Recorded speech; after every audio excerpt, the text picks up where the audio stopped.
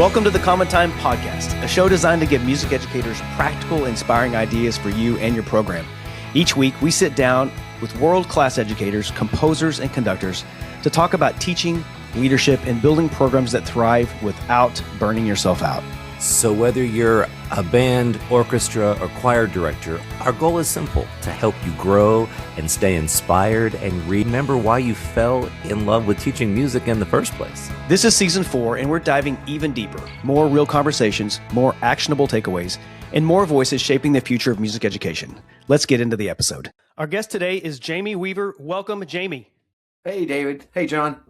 We're so glad to have you today, Jamie. So Jamie is retired after spending 30 years in the classroom, but he didn't stop there. He now heads up the nonprofit Front and Center Leadership. But today we're going to talk with him about beginner band. He's the guru of it. So we're reaching out to the best to share his expertise. John, get us started. Thanks, David.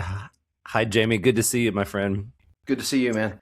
So for anybody listening, Jamie Weaver, during the introduction, David was saying that he is a beginning band whisperer, and I cannot emphasize this strongly enough. When we were teaching together in Louisville ISD back in the day, you would start 200 beginners, and it isn't because they were forced to be in band. It was just because you were that excellent at it. And, so we have quite a few things today that I think are going to be helpful for our constituency listening across the world. So I'm just going to begin by asking. Absolutely. Yeah. So when it comes to beginning band and specifically recruiting, how do you start? What do you focus on to spark the student excitement that is going to set families up for success right at the beginning? Well, it's a tough one. I spent the first part of my career thinking that the event, and I think we'll probably talk about that in detail later on, but that the event of recruiting, the dog and pony show that everybody has, that was more important than it really was, right? In 180 school days, if you get the kids to come visit the program one day, that's only 1/180th of what's going on, right? Mm-hmm. The other 179 days is actually what makes or breaks what's going on in that classroom. I've heard stories of having that dog and pony show, and all the fifth graders for us, where they were fifth grade coming to us in sixth grade, they were starting, they would come and do their tour, and they'd spend some time in band, they'd spend some time in orchestra, they'd spend some time in choir. And by the time they got to the orchestra room and, they'd watch the show go on, and the teacher would turn around talking about being in an orchestra, and the kids were behind the teacher going, don't do that, don't do that. And the reason is that they didn't like that teacher because the teacher was not very nice to them, right? So a lot of the approach really wasn't about what we were going to do in that moment, that one day moment, but making sure that we were a place where kids can come and feel good and feel supportive and feel positive, that we were actually nice to kids, right? That's the thing. I literally just walked out of another meeting where, I'm on a nonprofit board that deals with youth bands in Colorado. And one of the big things that we talked about was what parents expect from an experience. Parents expect the kids to be happy, right? That goes a long way in the recruiting process. And that doesn't mean that you have to always lie, tell them that they sound great. But at some point, they need to feel good about the choice that they made, right? Make the juice worth the squeeze that they're doing, the time, effort, energy, money, all of those things that are involved. And so, if you had to boil it down to where did we start? We started by making sure that our classroom and that our experience was one that kids were proud of, that parents were proud of, because the kids came home and they were happy about being in that program. Yeah. Yeah, you hit on a couple of different things there. Parents, the presentation for the kids. There's several factors I'm certain that go into this process. It's not a singular spark, I suppose. So I want to dig into that a bit. And maybe I'm not sure if phrasing this is correct, but I'm curious what matters most in recruiting, or if there should be a relative scale, but between the presentations to the students, which you mentioned, the buy-in from a parent, that's important, but also including relationship with elementary teachers and those kinds of things. Is there a balance there? How do you, what is your impression of all three of those? Because it seems like it is kind of an all-inclusive, but what matters the most when we're recruiting? Well, the answer is yes. Yeah. Right? Like, which matters most? Is it the presentation, is the parents, is the relationship with the elementary teachers? Yes to all of the above. right? One of the big common mistakes, let's start with the elementary teachers. If the only time that you ever have a conversation with the elementary music teacher is about going and getting their kids into your program, there's a problem, right? Because if we live in the performing arts world is such a different animal than any other school or any other class that's in school, right? Because we truly have the opportunity to see a student, let's say band director specifically, let's say me specifically, had an opportunity to get to know fifth graders and watch them progress all the way to the time they graduated. And in some cases, they would graduate high school, go to college, be in programs there, become band directors, orchestra directors, whatever. We have a unique opportunity to see them through the entire conduit of that music education experience. If the only time we're ever speaking to the music educator, the elementary music teachers is in lieu of that, or in surrounded by that, the event, we've missed the chance there, right? So, yes, that was very important. The performance and the dog and pony show, yes, important. But it's also very important for us to remember, kids that are in fifth grade, fourth grade, sixth grade, whenever we're starting them, they do not have the accessibility to get them to where they need to be or to get the instrument that they need, right? So the parent becomes a very important aspect of that. Like, if I'm going to pay for this instrument, if I am going to, and not necessarily in the beginner year, but as they get older and they're still showing up for sectionals, they're showing up for concerts, they're showing up for these things, these kids are not providing their own transportation, right? So, this is going to sound like a name drop, and it's not, other than say some of us that are watching this perhaps were there. Scott Lang and I did an entire session at Midwest in December about recruiting and retention. One of the things that we did talk about, one of the 5 rules we had was fight fire with fire. Getting the people who know to talk to the people who want to know, kids who recruit kids, parents talk to parents, we talk to the teachers, right? Because me trying to relate to a kid is not as easy as a kid that relates to a kid. Me relating to a parent is not as easy as getting a parent to relate to a parent, right? So when you're talking about like 3 different avenues, what's important? Is it the elementary teacher? Well, that's my job. I have to create that relationship. I have to maintain that relationship through a course of, time that's not just isolated. Parents that have the opportunity to talk to other parents, whether it be at meetings or even open lines of communication. Hey, if you want to know anything, this is Whitney, her kids are in the band. Here's her email. She can answer those questions. Because I think sometimes too, we as music educators, we come across as used car salesmen, right? I'm going to say anything I can do to get you in the program, even if it means I lie to you about the quality of the car that you're about to drive. And parents won't really lie to each other. Kids won't lie to each other. That's back to that orchestra thing. Like, kids will not lie to each other. Right. So anyway. That's a good point. That isn't just beginner band. I just reflect, like, all of a sudden it's sparked in my mind. I never taught middle school. I went down to the middle school from the high school, and I would teach beginner classes, but the recruiting part, other than showing up for the dog and pony show, I wasn't involved at all in recruiting. My first real activity in recruiting was when I got to the University of Kansas, and I didn't really have a lot of help, and I'm like, I don't know what to do with this. I just created a student committee, and I had them shoot videos and interviewing each other about their band experience. And then they had another kid that was in like graphic design. He created a whole nother mock-up, and then they created videos. And I would take 2 of them to different schools throughout that recruiting season. And I would introduce myself. I'm the director of the Marching Jayhawks, and here's 2 of my students. They played the video that they produced. I wasn't in none of it. I was never shown in the video, and I didn't answer any questions. And then at the end, I'd go, thanks, everyone. Here's a postcard that has some information, and it goes to a website, how to do some stuff. But I never did any of that, because I know, these kids, I'm not a kid. I haven't been a kid for a long time.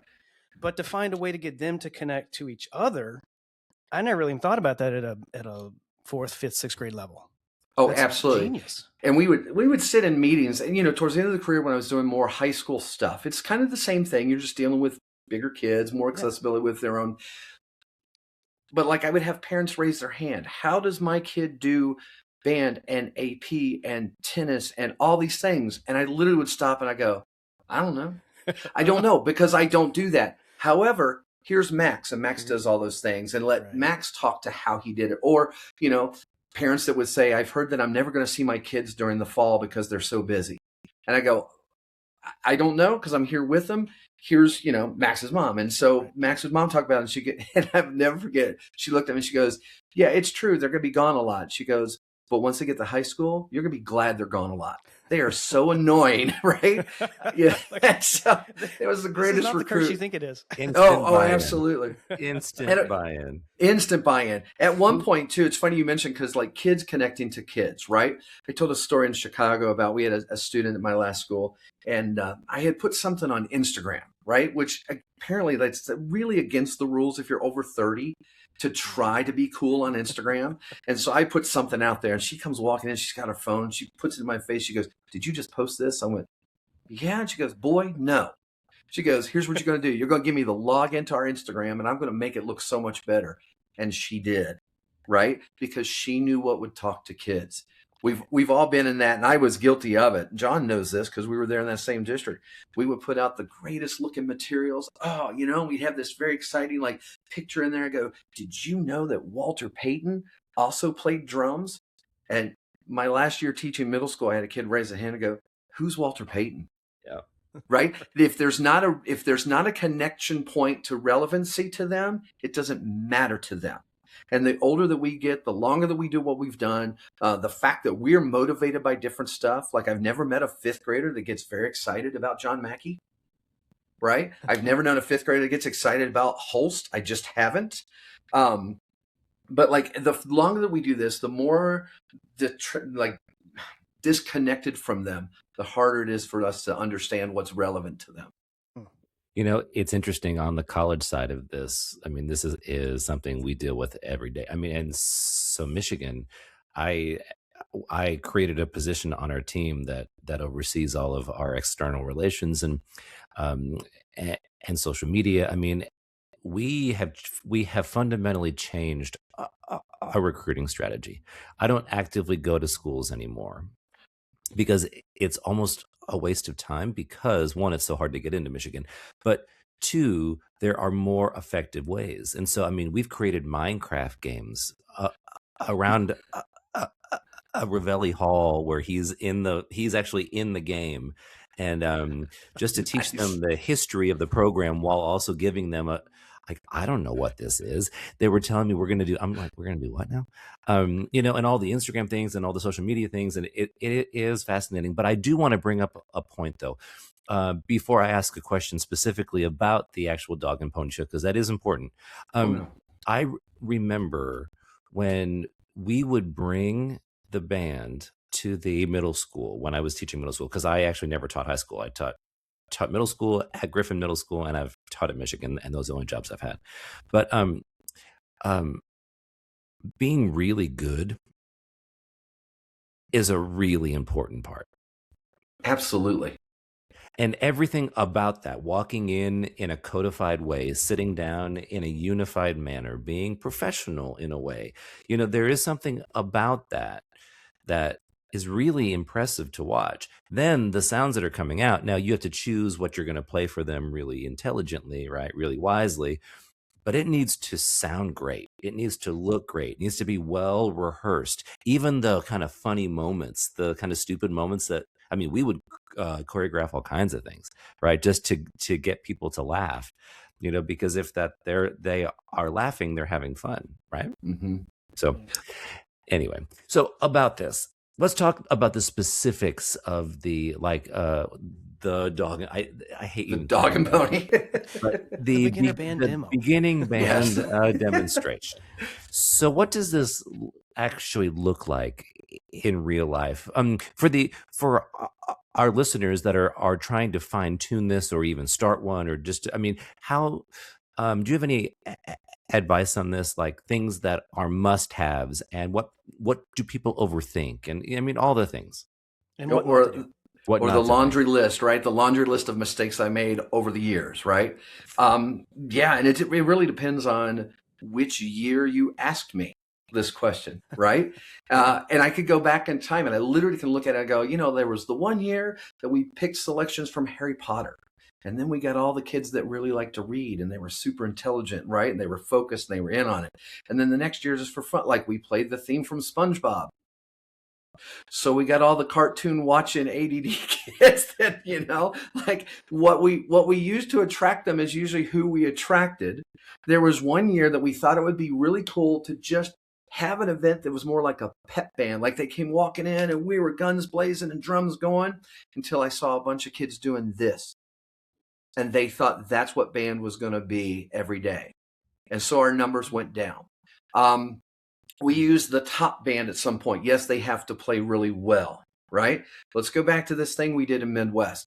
And we talked about the choices that we make as humans often center around some type of fear. And when I look at fifth graders, fourth grade, whenever they're starting their journey, the vast majority of kids who don't do it they're afraid. They're scared that they don't have time. They're scared that they don't have money. They're scared that they don't have the talent to be able to succeed, right? So if we were putting in, and that's actually, let's go way back in time in like early 2000s, and Mark Whitlock was at Hebron at the time. And Mark brought the high school band to sit side by side with all those kids at Creek Valley. And then he was like, okay, well, now we're going to play something we're doing for a concert, and started. And I forget what it was that they played, but when they left, I remember kids looking at me going, I could never play like that. It did more damage than it did help, because the kids looked at it and they were immediately scared that they didn't have the talent to be able to go to that next level. So it took a whole lot of talking them out of that and unwinding what they believed. So yes, I used to use my top middle school band in that moment to recruit and play and stuff like that. And then I realized as a fifth grader, if you're already scared that you don't have the talent, and then you see somebody able to do that, and then I started using sixth graders. And we would audition the sixth graders. But what we started noticing was really cool was that the level that they were able to show, by they, I mean the current sixth graders, to say, hey, 1 year ago, they were sitting right where you are. Like, you don't have to know, you don't have to be talented. Like, we will teach you from square one. This is what they've done. And then for kids to sit down, because when they were in fourth grade, they remember those kids walking through the hallway, right? They have people that they looked at and they idolize. And so you can stop and play a concert and go, okay, let's just run. Hey, Devin, trumpet player, stand up and just talk to people about your experience. And not only was Devin like this unattainable eighth grade, future all-state level, it was the kid that they just had lunch with last year. And so it's back to that relevancy and being able to connect to them. That was the thing. So yeah, man, we went through a million different iterations of that quote unquote dog and pony show, where I landed by the time I left that middle school to go to high school. We had been doing sixth grade. We had been not worried about the music that they were playing, but rather playing stuff that the sixth graders were working on anyway, so that it sounded good. And also from a demographic standpoint, making sure that whatever we selected to be in that band kind of represented who was in the band. It represented instrumentation, right? I didn't want there to be like 5 million tubas and like 2 flutes, because then everybody, they make decisions based on what they see. I wanted to balance boy versus girl. I wanted to balance all of those things, so that if I'm a fifth grade kid and I sit down, I can see myself literally sitting in that chair doing what they're doing. I think that's a great point. The idea of connecting with someone that they literally still know. Yes. Like they're not just immediately disconnected from the person because they went to the next school. It's fantastic. I want to skip forward a little bit.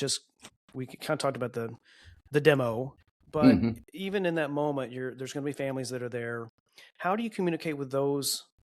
Like, well, if they've never had background of music or very little background in music, but to share with them the value of band, because their parents are very involved, maybe more involved now than ever. Right. So how do you thread that needle? Well, it's important for all of us to remember 92% of kids who are in high school music organizations do not major in music. They do not continue on, right? There's only 8%. And Scott and I joked about this in Chicago. I said, do you know what they call the other 92%? Future patrons. Those are the people that show up to concerts, because, right? Like, those are the things, like, we've got to stop pretending that what we're doing is creating a pathway to music teachers. We are, right? But we're creating a bigger pathway to music patrons. The vast majority, 92% of my kids, when I was in Frisco, right? It was probably even more than that. So I'll give you 2 extreme levels here, right?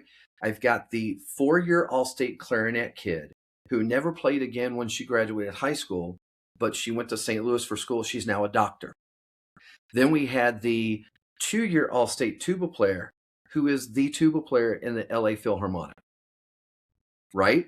That's two completely different experiences. For him, it's like, man, I know you're going to major in music, you're going to do these things, but for her, you're great at music, you're not going to major in it. We've got to figure out why that's important to you, number one, but also to your parents, number two.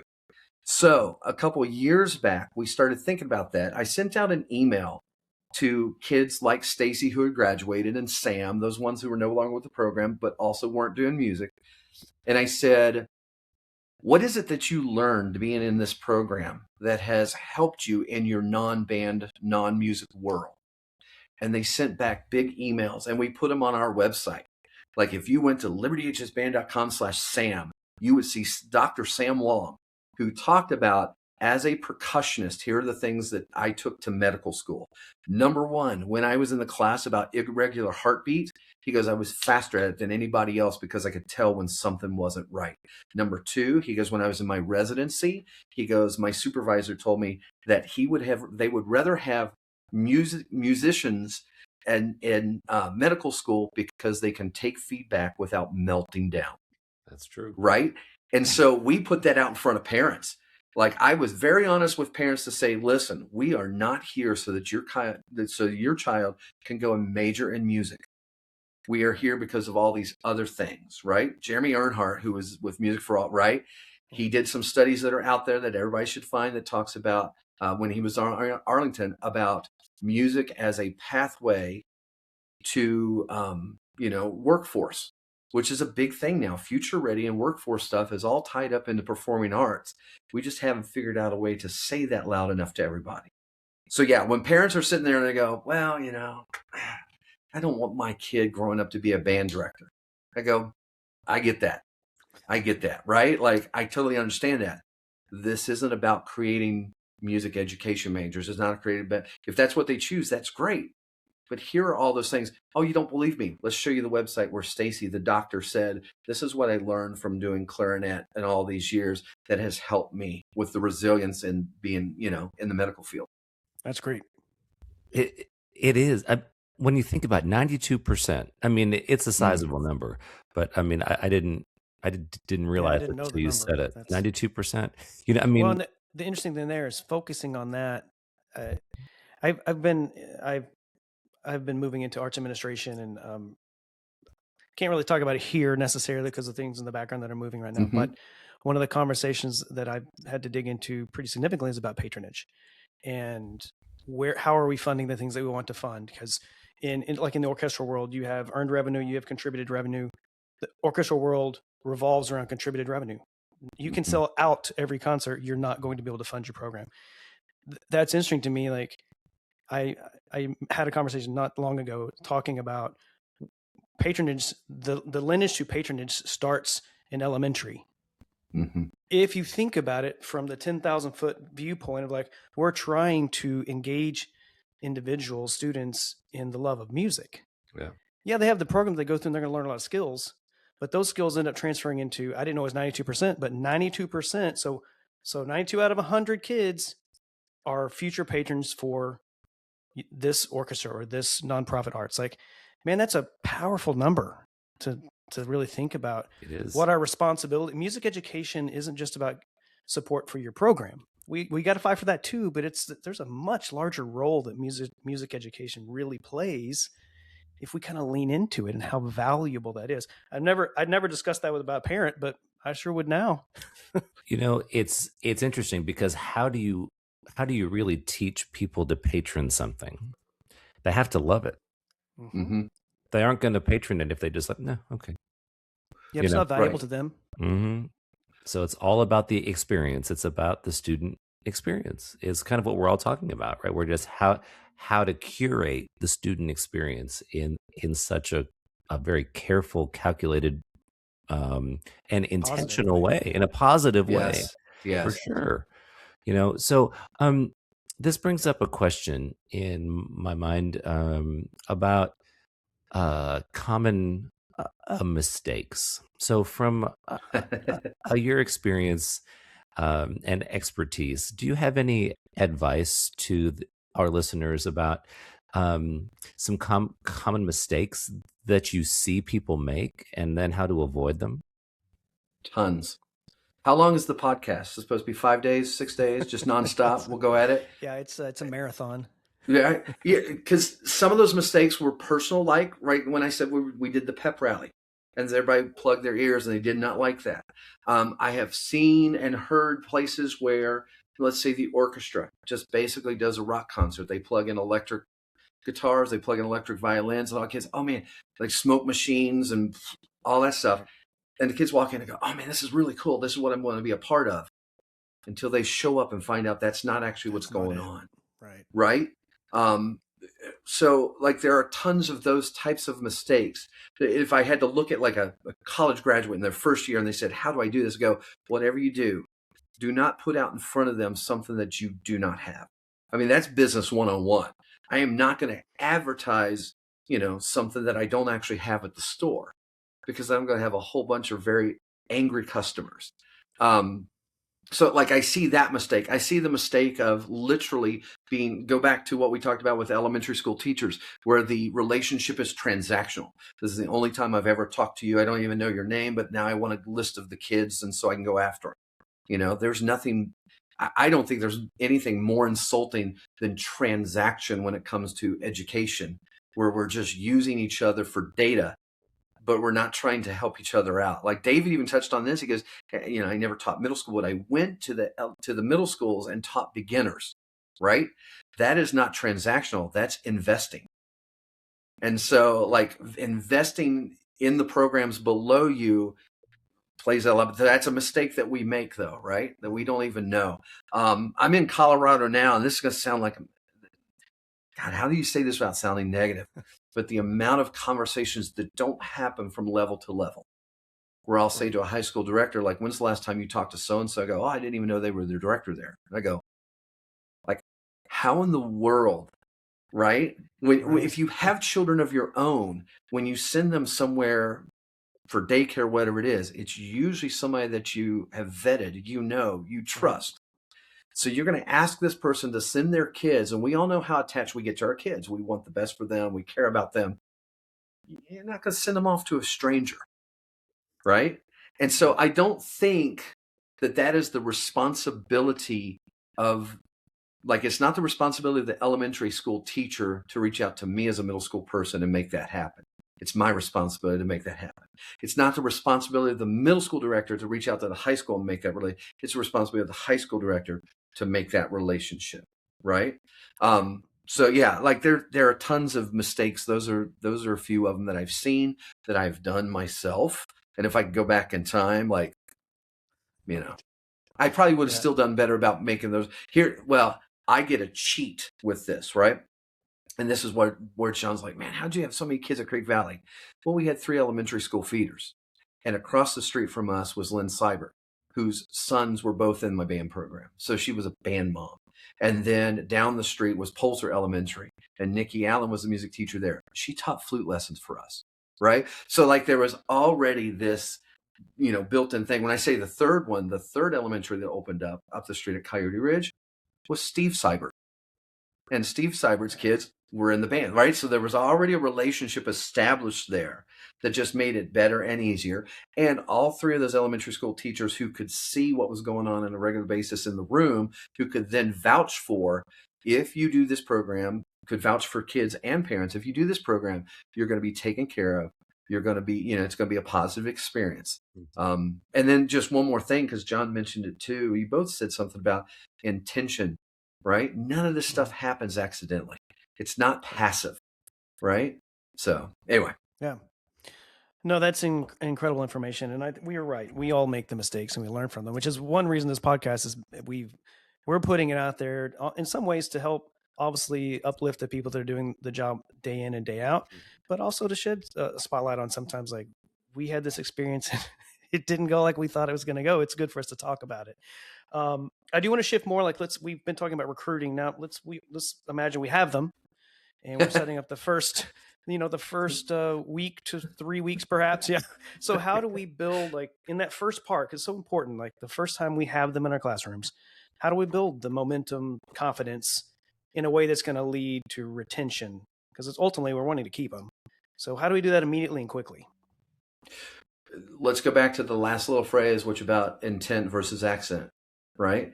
And it took me forever to figure out. Well, this is going to sound super nerdy. I had to figure out a way that I knew exactly what was going on every day. Some people are very naturally gifted at this, right? Like, let's take a David Dunham that was at Fowler Middle School. Yeah. That man's world was a mess. His desk was a mess, but by golly, he knew this is this day. This is what I teach. This is what's going on. I couldn't do that. I was more like Bill Murray's Groundhog Day, where I'd walk into a class after finishing like the million of other to-do list things and the emails and stuff. I go, oh my gosh, I haven't even thought about this class or this rehearsal. Well, let's just do what we did yesterday. And after you do that 5 times in a row, you go, this is embarrassing. Like, we're still playing the same line out of the book, doing the same thing because I forgot to sit down and intentionally think about it, plan it out, and know what I was doing. So towards the end of the middle school teaching career, I started the Weaver decimal system, right?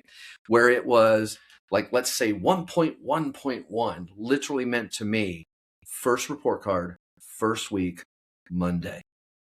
Because while that date would move, like we might start school on August 20th, we might start it on August 8th, it didn't matter.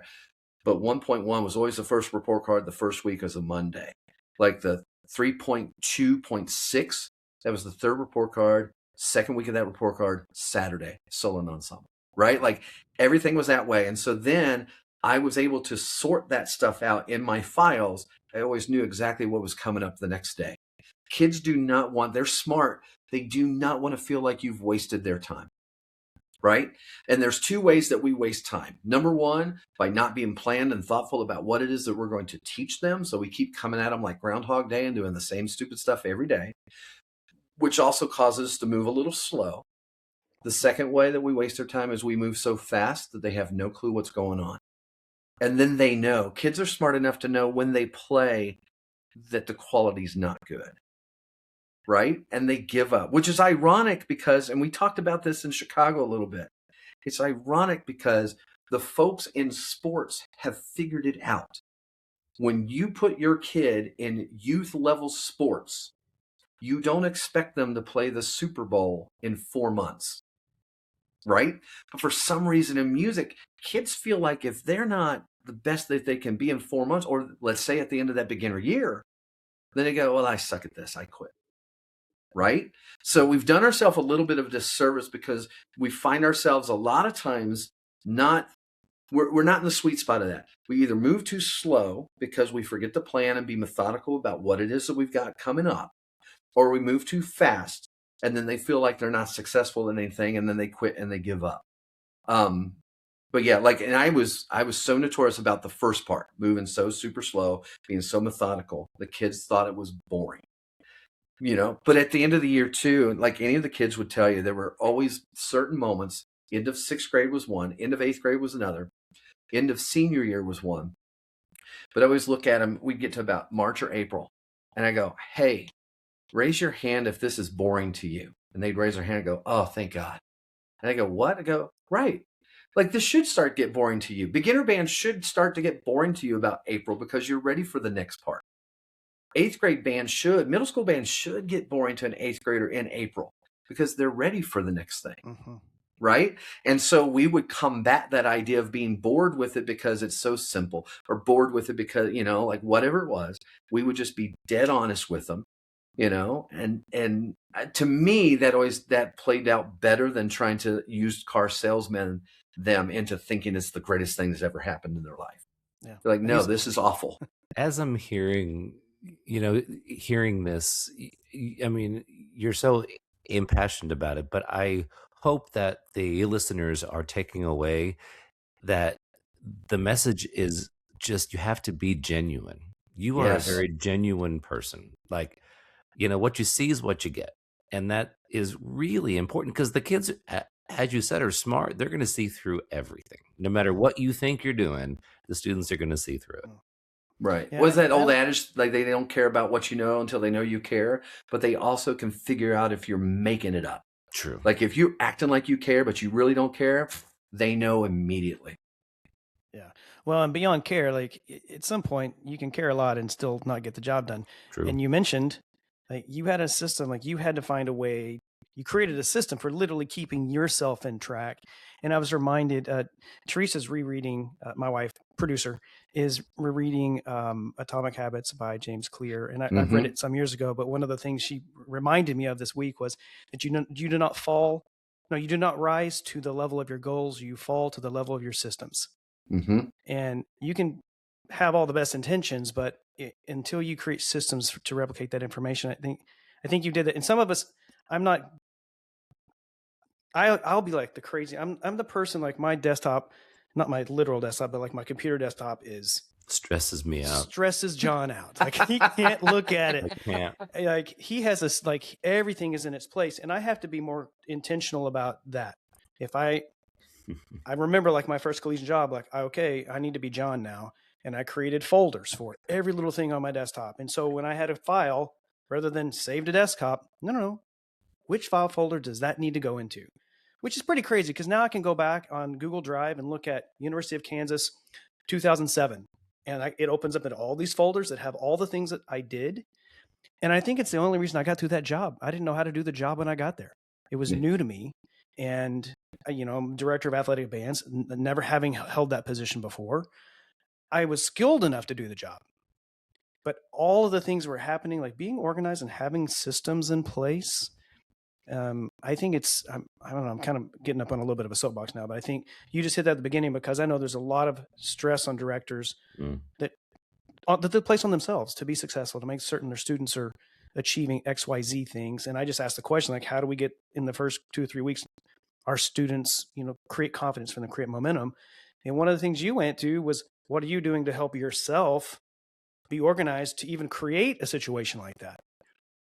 That's having the goal without the system.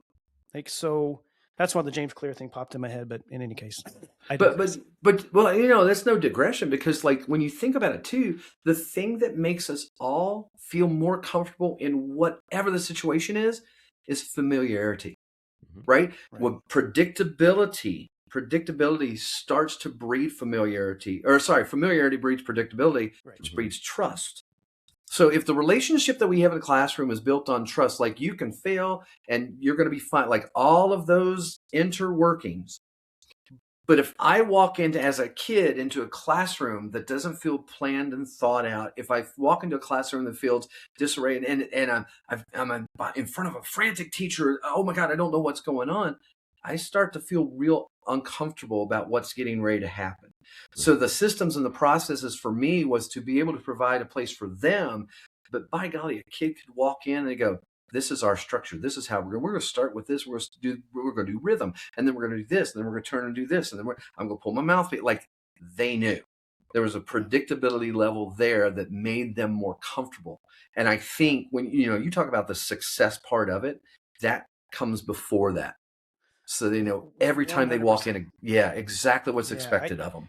That's something I've really leaned into now in my own thought process and things that I'm sharing and teaching is the idea that predictability is sort of it's a predicate for a safe space.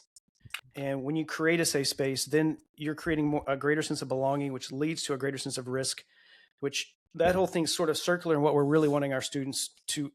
Man, we're really digressing from beginners, but it all starts in beginner band. Like we start this process of, we want them to feel belonging. So we recruit them. How do we retain them? Like this is all really goes together, but that's just I hope this is really thought provoking for people that are listening because it really is for me. So. And it's so important. I mean, every rehearsal that I have, even now at the college level, I am dogmatic and I am very adamant that everything is structured in a very specific way so that it takes that part of the student thought process, anxiety, all the stuff especially away.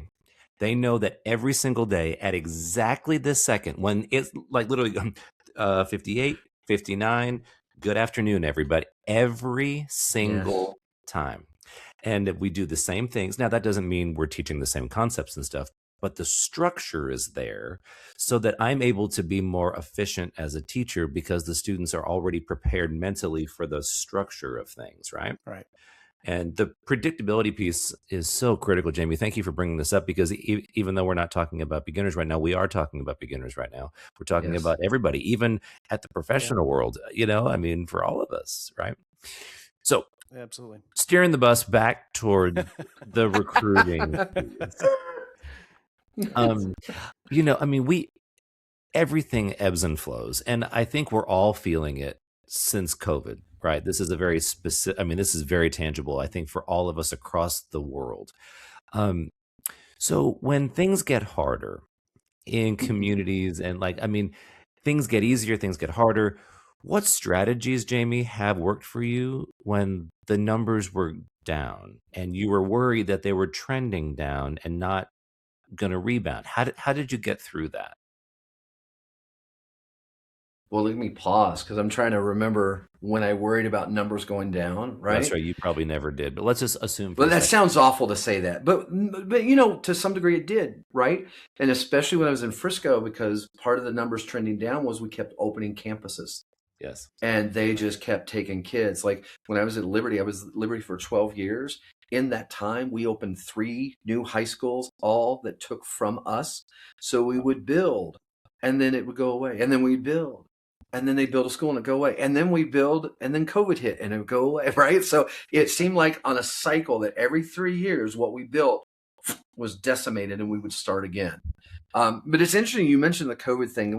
I had this conversation last week in Missoula, Montana, doing an in-service thing up there and it was wonderful. But one of the things we talked about was what happened during COVID is that people became way more analytical about how they spent their time, what they did, what they allowed their kids to do, right? We all pause for just a moment when the pace of everything slowed down. We go, do I really want to stress about this? Do I really want my kid to do this thing? Is it really worth their time, effort, energy? Are they really getting out of it what they're putting into it, right? So it did become, now let's shift back. Post-COVID is when we did the part of the recruiting that had the doctors send their emails in, right? Because we looked at, parents started looking at it going, man, I don't know. That is an awful lot of time for you to be spending, an awful lot of stress on you. And I don't see the value in that, right? But I think parents started looking at that with a bigger microscope. So the numbers would trend differently. At one point, I had a conversation with one of our middle school directors when he was talking about recruiting, and he goes, well, I just don't know how to do that anymore because I don't know what kids want. I go, hey, have you ever just sat down with some of your kids now and asked them why did they join and why are they still in? Right? Like, what is it to them? It goes back to that piece about kids talk to kids. You mean talk to the students? Yeah, right. And just find out from them why are they there? Yeah. That's yes. Invite their feedback. Yes. Like that's to me, that's the battle. The battle is we keep going back at it sometimes. And by we, I even mean just me back in those days would go at it without really truly knowing that's what they needed. Right. Or that's what they were looking for. That's what they wanted. Right. But yeah, so I never saw it trend down in the middle school, except we did open a new middle school and that zapped us pretty hard. But our focus, again, let's go back to the very first thing we said was creating a place where kids felt safe, they felt happy, they felt valued, all of those things. It's all the touchy-feely stuff, right? But if they don't feel that stuff, and especially after COVID when they're analytical about it, why keep putting your hand in the blender if it's going to hurt? Yeah, absolutely. Yeah. You've talked about connecting with parents based on how those skills are going to assist in future non-music, related career paths. But I would even argue a little bit, individual teachers that lean into the soft skills, that's going to play out well, not only in retention, but students learning empathy, learning how to communicate with one another, how to give feedback in a positive manner. Like those things are learned in a really high functioning rehearsal space. I think those things become norms. And if that becomes the norm, they are learning the skill set that a lot of employers look for. Like, yes, you need to have the hard skills, but how do you take criticism? How do you give feedback? There's a lot of things that a lot of people, I know this from being in the private sector, that employers are looking for certain skills that they're just not finding. Like, Right. this person checks the boxes for what you can do. Like, you can do this one thing, this one task, which we need, but you don't have any of the personal skills that are going to allow you to be successful in this job. Right. And that can be developed very much so by what you just talked about. Oh, absolutely. Like I used to laugh, and this was always a good thing to say to the high school, the 8th grade kids coming to high school and those parents. Around the corner from us was a Chick-fil-A. I used to go all the time. I mean, I didn't get this perfectly chiseled feature by eating salads, but I go to Chick-fil-A so often that the owner there, a guy by the name of Hank Durbin, he came out to me one day. He goes, "Hey man," we were just talking. He goes, "Do you know I can always tell when it's one of your kids interviewing for a job here?" I go, "Really? Why is that?" He goes, "They look me in the eye the entire time I'm talking." He goes, "It freaks me out. Right. It freaks me out." He goes, "But I can always tell it's your kids because they make eye contact." Right? You look at a parent and go, here's the thing that your kids are going to learn by being in the band program. And you never mention how to put a reed on straight and how to line the liquor. Like, you never mention that, but you say they're going to learn how to look at people and talk to them. Yep. They're going to learn how to work together. And I know, the SEL thing went through a little, it got a little rough in the boxing ring for that at some point.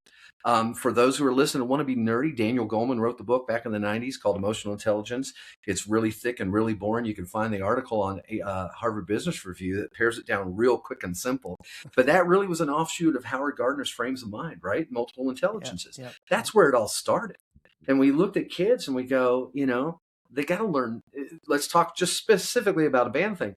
They got to learn more than just how to play F or F sharp. And part of this thing we did in Chicago, the program itself, right? The presentation was called Fill the Chair. Fill the chair. We got one job as teachers, that's to fill the chair. I can't teach an empty chair to do anything. And so in the process, what we did in Chicago, which also they did at TMEA recently, we did at Colorado MEA, they did it in Florida recently. There's been a bunch. New Jersey did it. Anyways, Wenger joined in. They gave us chairs to use. We put them out there. We had silver pins. We walked up. John Pasquale would walk up and say, "John, I got one question for you. Here's the thing. One word. If you didn't have music in your life, or if you didn't have music growing up, what would be missing in your life now?"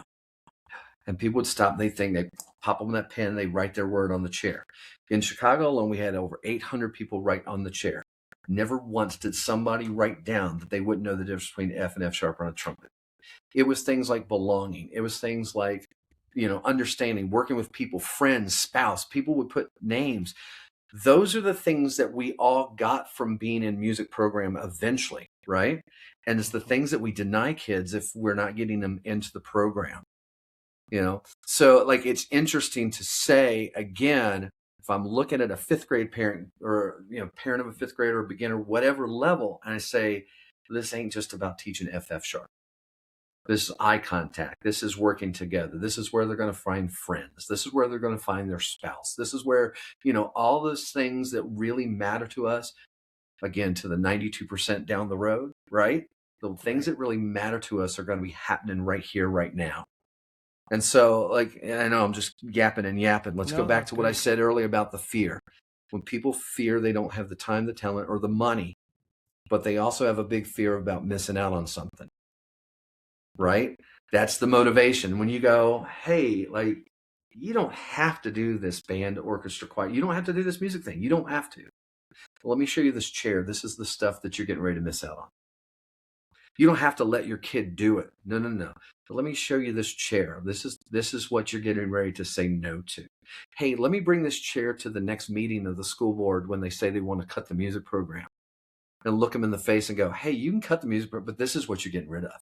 You're getting rid of joy and belonging and friendship and all of these things. I don't think you want to be the people that do that to kids. Anyway. Right. Boy, right? This went from like the dog and pony show to like, wow, we've really gone a full circle. But it's all related. It's all related. All related. Yes, it is interesting that this conversation started with getting kids into music programs to here is everything that is out there and what they're missing if they don't. If we don't find a way to pull them in, and of course we're not going to get 100%, but like, yeah, it just there's so much value here that we could do a whole other podcast just about. Let's look at the future of music education based on what we do for an incoming fifth grader. Like right. That trajectory is fantastic. So, okay. So for a director that is like staring down the barrel of a small enrollment class, like, and they're overwhelmed right now, do you have any thoughts or practical steps that you would recommend that they take this semester? Like they've got this one semester to look at the fall to start kind of turning that ship. Quality is attractive. When John mentioned that a little while ago, he's like, you got to be good at what it is that you do. And you can take any size group of kids, even if you don't have a full ensemble, right? One of the best teachers that I ever met in Texas was a guy named Scott Deppy. John, do you remember Scott? You guys remember Scott, right? And Scott had honor bands at like all different levels. And when you'd find out how he did it, he literally was spending one-on-one time teaching kids. It wasn't just about teaching a full ensemble. It was like, I'm going to teach that kid to do this thing. And then they could, and then rotate to the next kid. So if you've got a small group, you can still find a way to teach individual kids how to be excellent at what they do. And I don't think there aren't many things out there that are more attractive than excellence at what we do. Whether it's band, it doesn't matter, right? We are attracted to excellence in things. But like, to me, that's the starting point. If I am looking at, an ensemble, I'm not going to be able to play Holst one because I don't have any trumpets and I don't have flute player, right? But you can still teach what you have to be excellent at what they do, so that when presented with that, the dog and pony show, you can still show off a skill level that kids can achieve by being involved in the program. Yeah.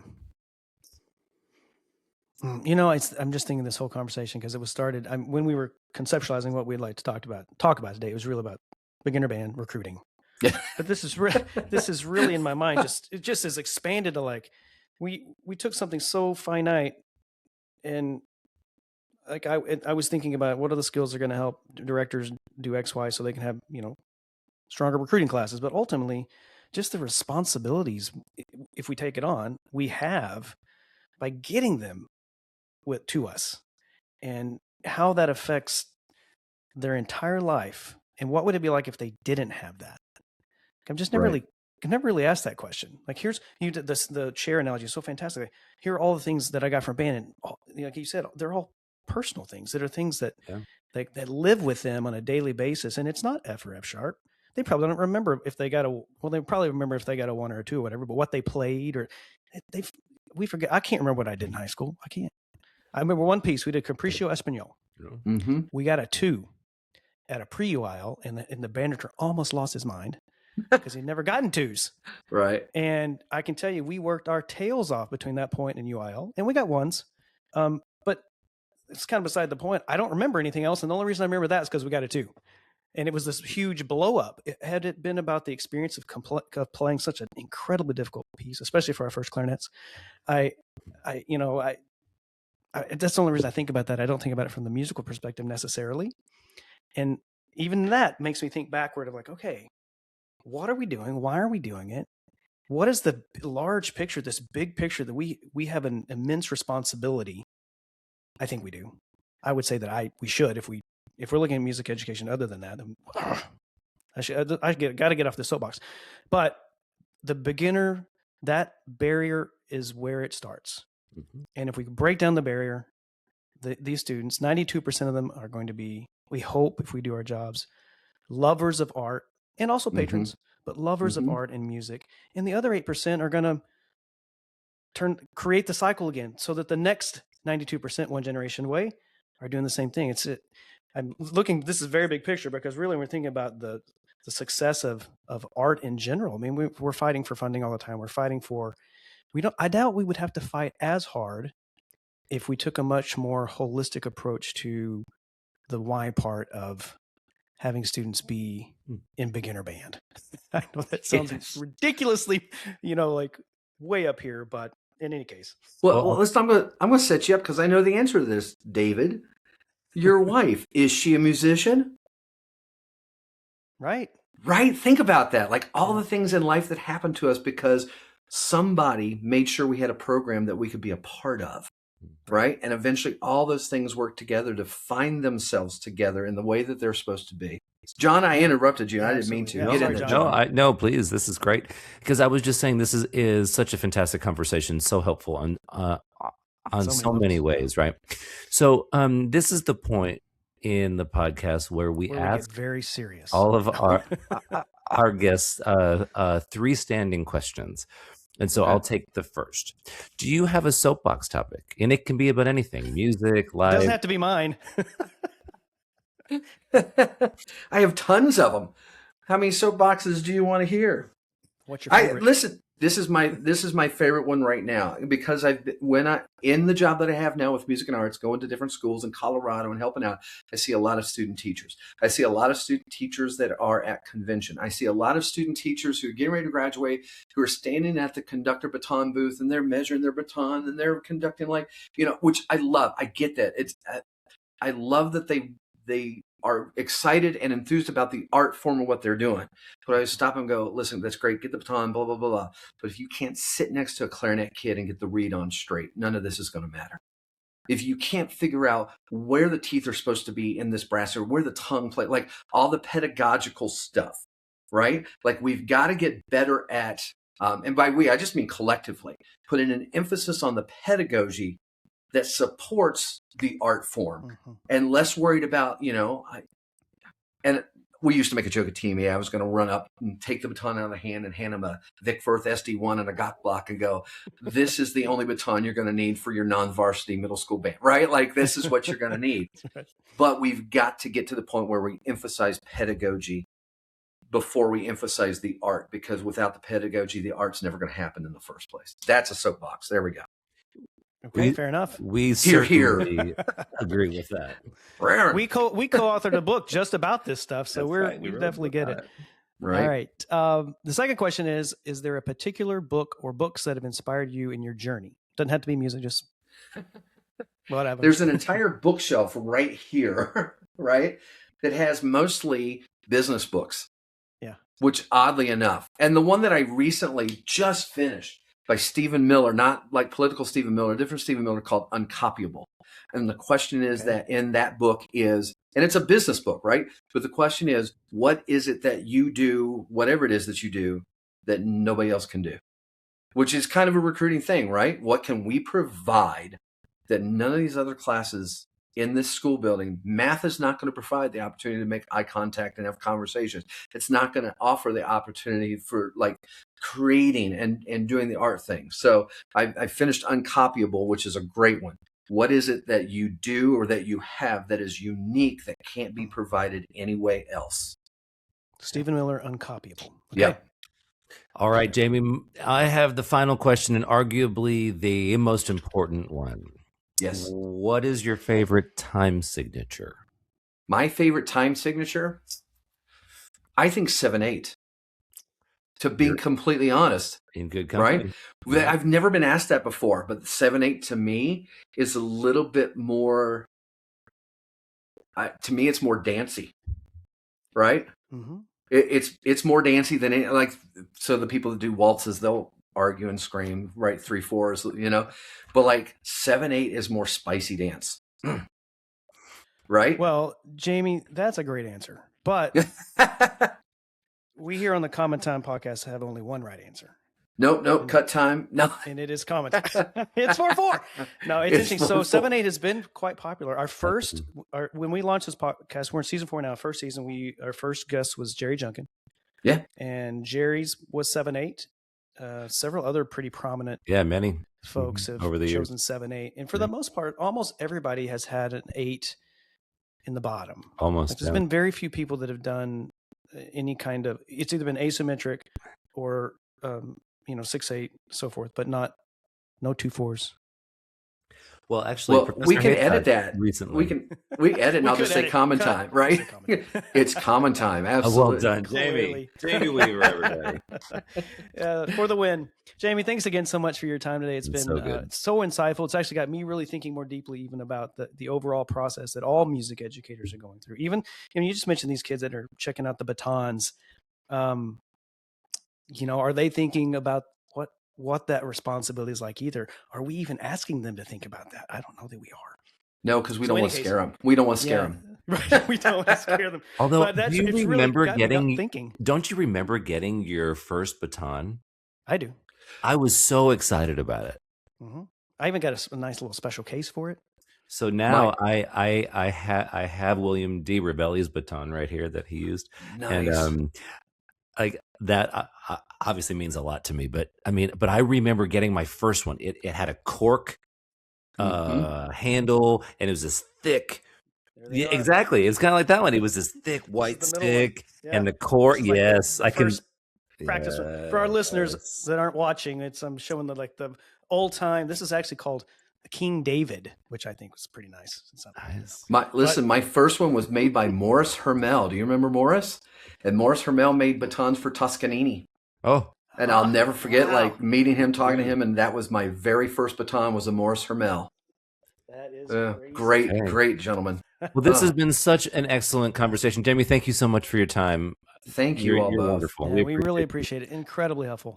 Well, listen, seriously, here's going to be the plug, and this is for you and everybody else. Sure, Jamie at jamieweaver.org. Literally, like if you need anything, you two especially, if you need anything, shout, please. Okay. Excellent. Thank you, my friend. And that's a wrap on today's episode. Thanks for spending part of your day with us on the Common Time Podcast. If today's conversation gave you something to think about or something to try with your students, we'd love for you to share this episode with a colleague. And you can also follow us on social media for episode clips, behind-the-scenes content, and updates to our upcoming guests. And if you haven't already, please be sure to subscribe so that you never miss an episode. Until next time, keep making music and keep making a difference.